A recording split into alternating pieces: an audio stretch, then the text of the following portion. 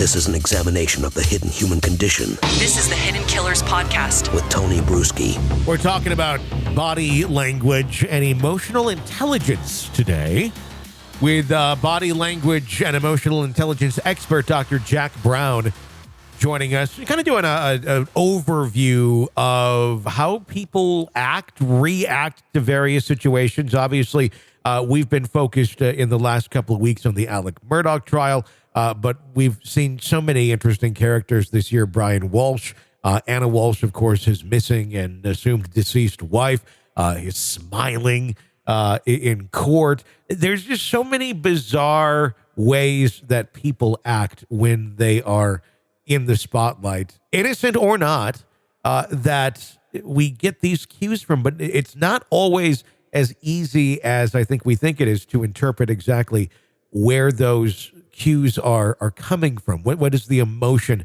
that's behind them? So, Jack, welcome to the program. I appreciate you being here. When you see some of those things going on, does it almost feel like you have a superpower of like, haha, I can see this whole other language that no one else knows is even at play right now?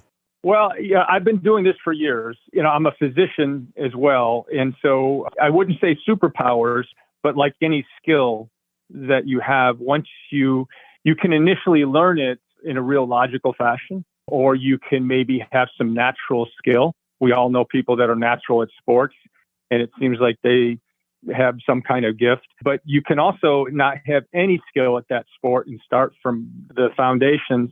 And, after a few years, it'll seem like you have instincts. It'll seem like you have a natural gift. But I've been doing it for years.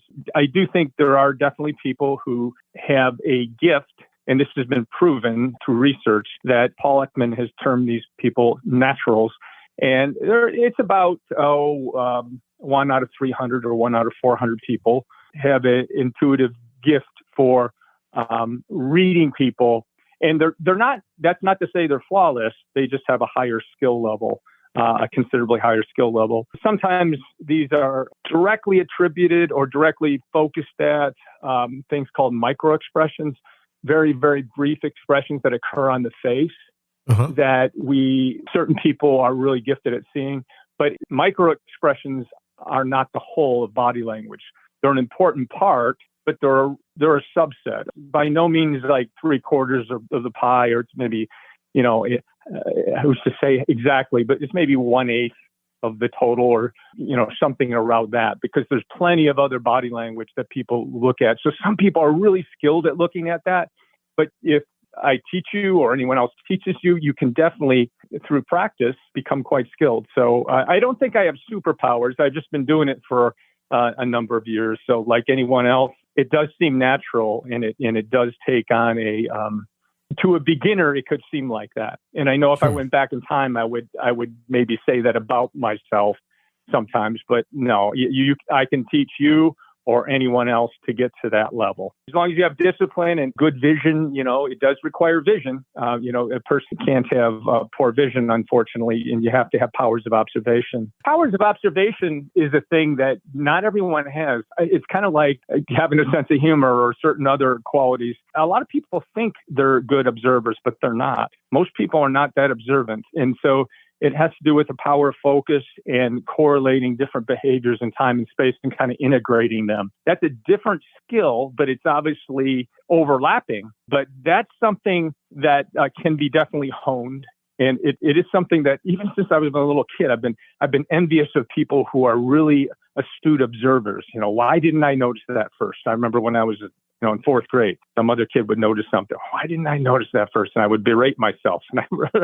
So it's that is where a lot of it stems from. That and just the desire to know people, and you might not love a particular person, but if you love people, you're going to make this a lifetime skill, and it is a lifetime skill. You use it in business, you use it in your personal life, in romance and family life, and all sorts of in between. Is it a science? Is it a true science where these sort of things could be?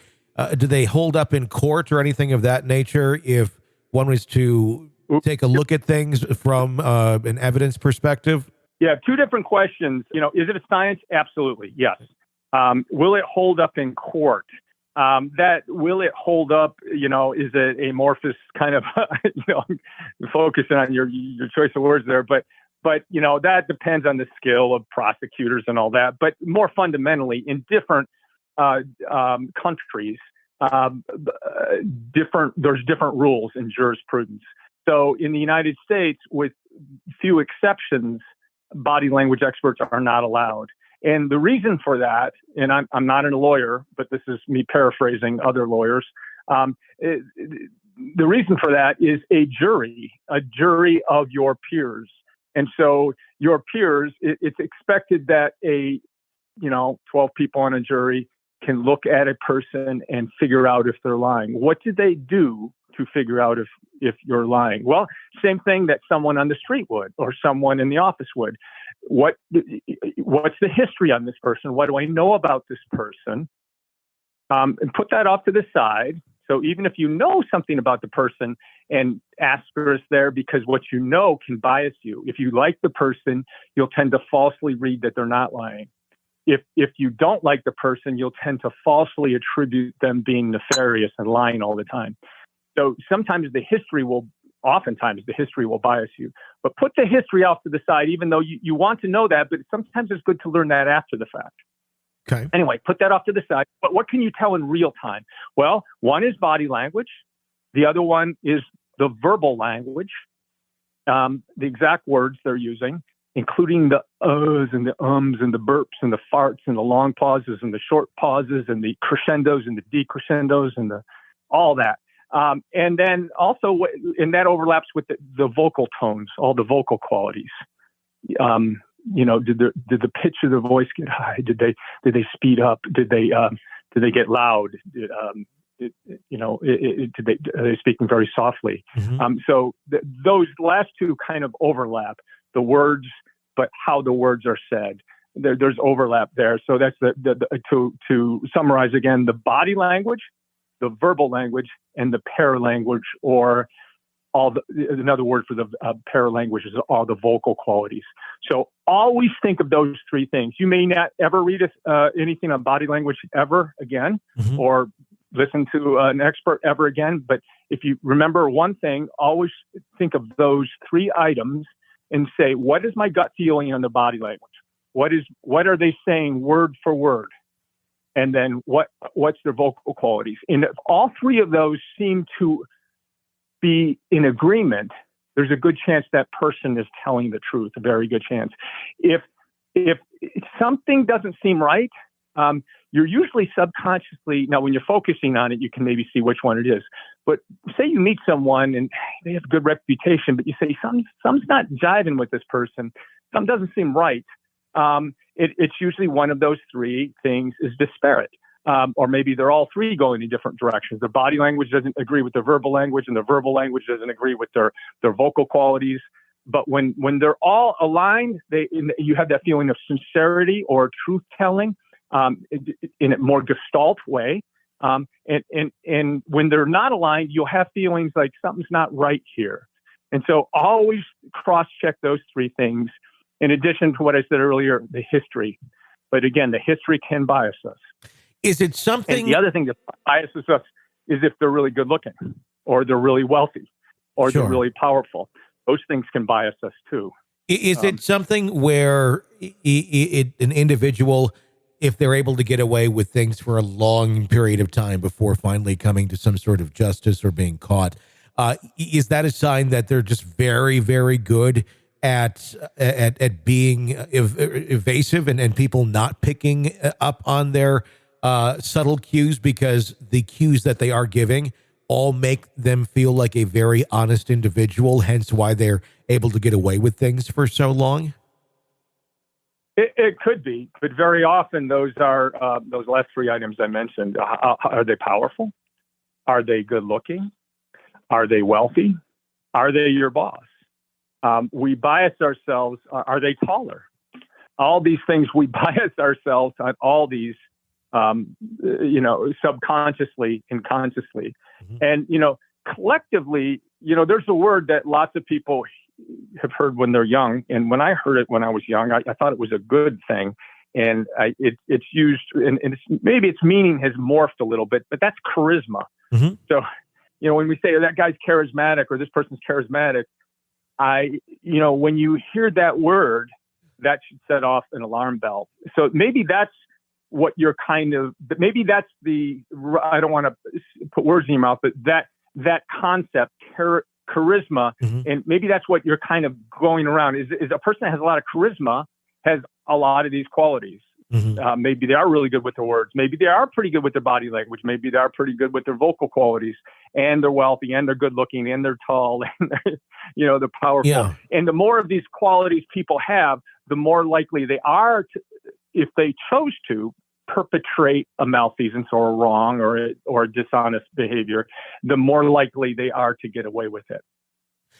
That makes sense. There's a lot of factors. Yeah, there's a lot of factors that come into play there. And that makes sense. But, one of them is definitely body language. Absolutely. Yeah. And that makes sense if one knows the context of the individual that they're dealing with. But if you don't know someone's wealthy, attractiveness obviously can be judged by the individual. But if all those things come into play, it can be very telling. What are some of the obvious tells that someone is, in fact, lying or giving some sort of a mistruth? Are there basic things that almost everyone does that when you look at them, you go, oh, there's something off here?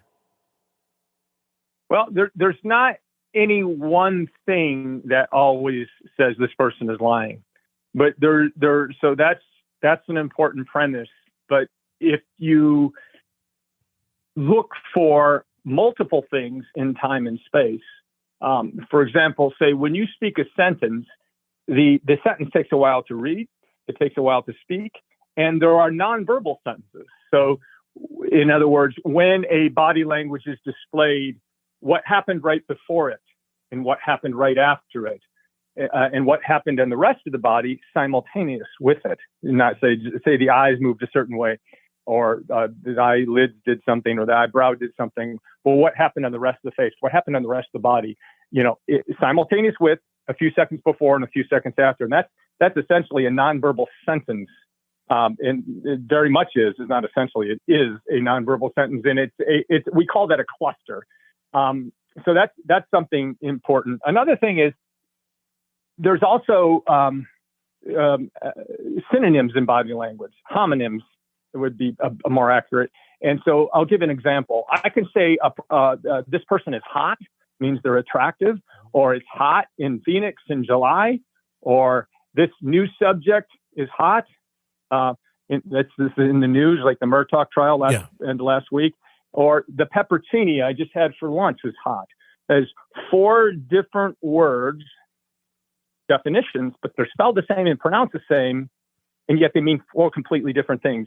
If I had those written in a sentence, any 5th grader could tell you what they meant. But if I cut them out in a printed page, I cut the word hot out, and then I asked that 5th grader to say, tell me which hot goes into which, he would give us a WTF expression, and he would say, "What? That's kind of crazy," because they're homonyms. So there are similar things in body language, where you have a person doing one thing and you say, oh, does this always mean this? Well, the word hot doesn't always mean that person's attractive or it's a hot temperature wise. And so you have to contextualize it in the rest of the sentence. In the first example I gave, those 4 different verbal examples, the sentence gives it context. Well, in body language, the sentence gives it context as well. So you have to look at what the other body language is looking at. So those are a couple super important points to think about when you're interpreting someone's body language. But there's no one thing that says, oh, this person's lying. You have to look at clusters of things, and you have to be able to interpret them. What's going on before and what's going on afterwards and during.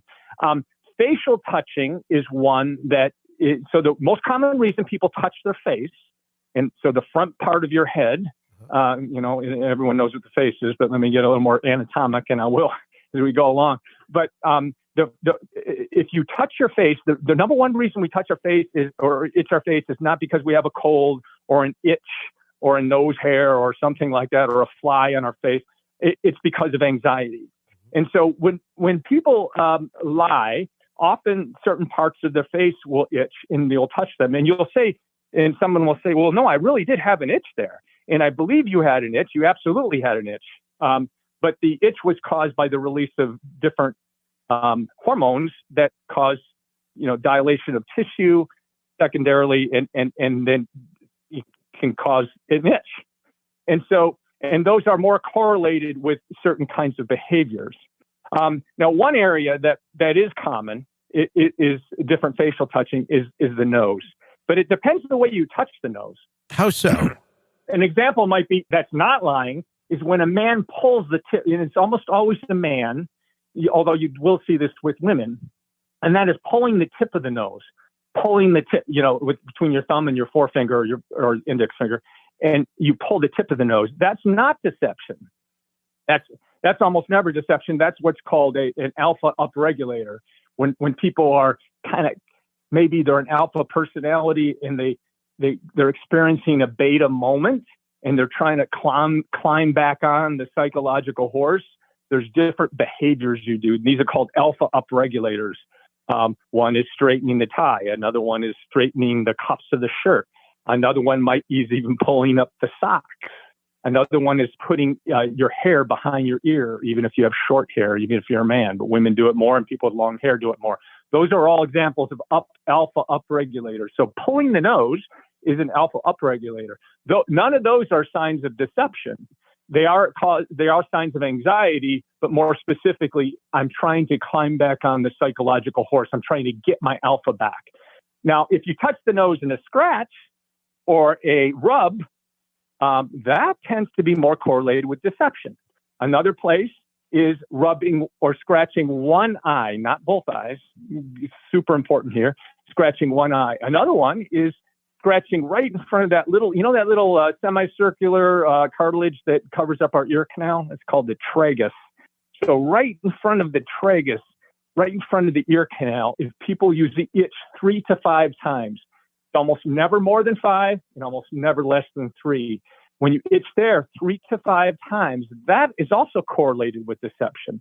Interestingly, scratching in back of the ear, and you got that big bump in back of our ear and down a little ways, it's called the mastoid process there. And when people scratch that, that's a sign of honest anxiety. So front of the ear is more correlated with deception, not completely indicative of. Behind the ear, with correlated with honest anxiety. Anxiety, yes, but it tends to be honest. Scratching in the ear and like an ear screw, kind of where people put their index finger, almost always their index finger, it's almost never any other finger, in their ear canal and they just twist it back and forth. That's also correlated with deception. Back of the head, not correlated with deception, correlated with honest anxiety. Top of the head, also not correlated with deception, but with honest anxiety.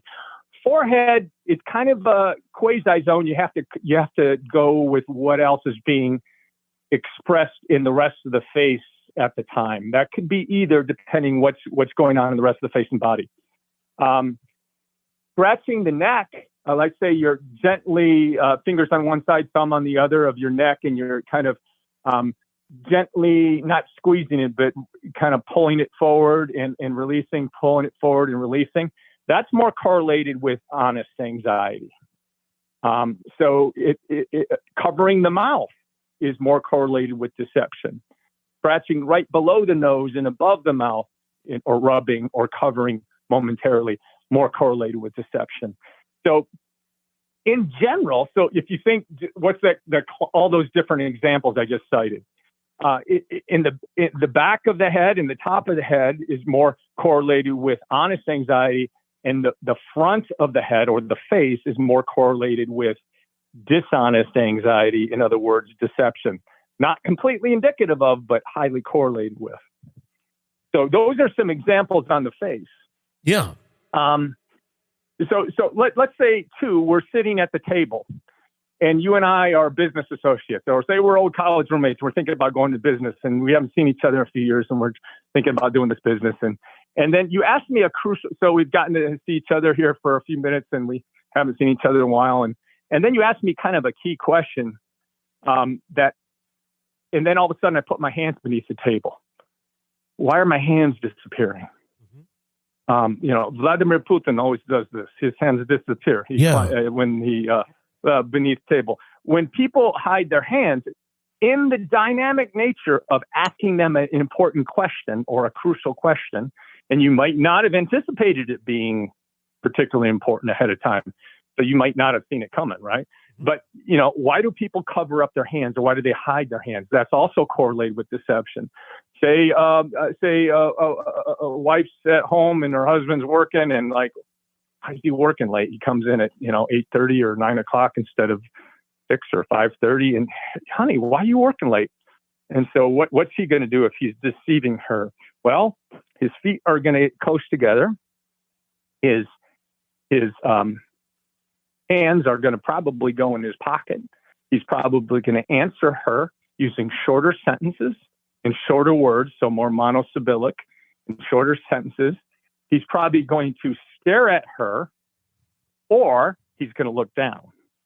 So I'll talk about eye contact in a moment, and underlying more of those finer points in a moment. Sure. But so his eye contact will either go down in direction and down in percentage, or he'll stare at her, because everyone knows that liars don't look in the eye, so we overcompensate sometimes. His feet will go together.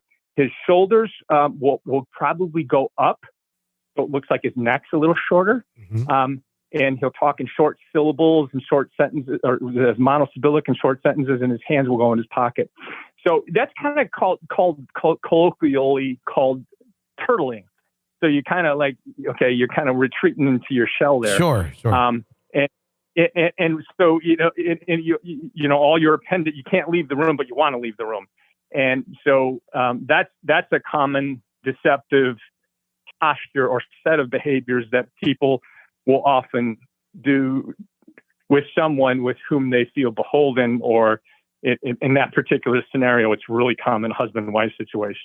This is an examination of the hidden human condition. This is the Hidden Killers podcast With Tony Bruschi. We got more with Dr. Jack Brown a little bit later on here on the feed, so press subscribe wherever you download podcasts so you don't miss that. If you'd like an ad-free experience of the show, you can get it through Apple Podcasts. Just sign up there and you can get all of our episodes with no commercials. It's that easy, and access to our whole universe of podcasts on all the different cases we're following for you. The complete list of those in the episode description right now. I'm Tony Bruschi. Stay with us.